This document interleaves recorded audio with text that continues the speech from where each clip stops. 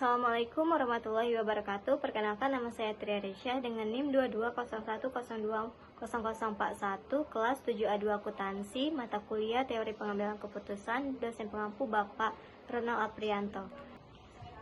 Baiklah, saya akan memberikan tanggapan tentang kasus akuntansi evaluasi keputusan berbasis data. Pertanyaan yang berkaitan dengan kasus A tentang analisis keputusan berbasis data. Yang pertama, data yang seharusnya dianalisis sebelum perusahaan mengurangi pembelian barang 40% slow moving. Menurut tanggapan saya, data yang seharusnya dianalisis sebelum perusahaan mengambil keputusan pengurangan pembelian 40% barang slow moving meliputi yang pertama data penjualan historis per SKU, kemudian tren permintaan, kemudian tingkat perputaran persediaan, margin keuntungan setiap produk, biaya penyimpanan dan biaya modal, lead time pemasok, serta analisis risiko keuangan atau kelebihan stok. Kemudian untuk pertanyaan kedua, apakah keputusan perusahaan sudah sesuai dengan prinsip pengambilan keputusan berbasis data? Tanggapan saya yaitu keputusan perusahaan sudah sesuai dengan prinsip pengambilan keputusan berbasis data karena dilakukan berdasarkan temuan nyata seperti peningkatan biaya persediaan, penurunan rasio perputaran, rendahnya kontribusi pendapatan dari 30% SKU, dan kenaikan biaya gudang. Semua keputusan didukung oleh data kuantitatif sehingga objektif.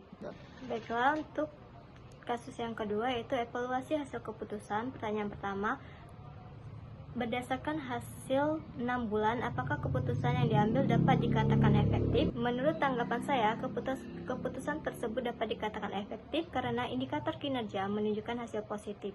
Biaya persediaan turun 12%, perputaran persediaan meningkat dari 5 menjadi 6,5 kali, dan profit bersih meningkat 8%.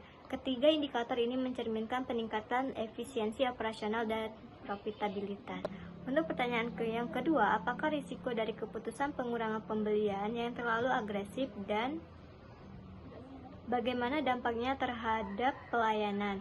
Menurut pendapat saya, risiko dari pengurangan pembelian yang terlalu agresif adalah terjadinya kehabisan stok, terutama pada produk fast moving. Dampaknya terhadap pelayanan pelanggan adalah hilangnya penjualan, turunnya loyalitas pelanggan, keluhan pelanggan, dan potensi perpindahan pelanggan ke kompetitor. Kemudian untuk tanggapan saya terkait yang C, akuntansi manajerial dan pengendalian biaya. Untuk pertanyaan yang pertama yaitu metode apa yang dapat digunakan perusahaan untuk menghitung penghematan biaya persediaan. Menurut tanggapan saya, metode yang dapat digunakan untuk menghitung penghematan biaya persediaan antara lain perhitungan carrying cost, analisis varian persediaan, metode activity based costing untuk mengetahui biaya per aktivitas, dan perbandingan biaya sebelum dan sesudah kebijakan diterapkan. Kemudian untuk pertanyaan kedua, bagaimana perubahan rasio perputaran persediaan mencerminkan efektivitas pengendalian persediaan? Menurut tanggapan saya, peningkatan rasio perputaran persediaan menunjukkan bahwa pengendalian persediaan lebih efektif, persediaan lebih cepat berubah menjadi penjualan, biaya penyimpanan berkurang, risiko stok mati menurun, dan modal kerja lebih efisien digunakan. Kemudian tanggapan saya terkait strategi perbaikan. Untuk pertanyaan yang pertama, apakah rekomendasi Anda agar perusahaan dapat mencegah terjadinya kehabisan stok produk fast moving?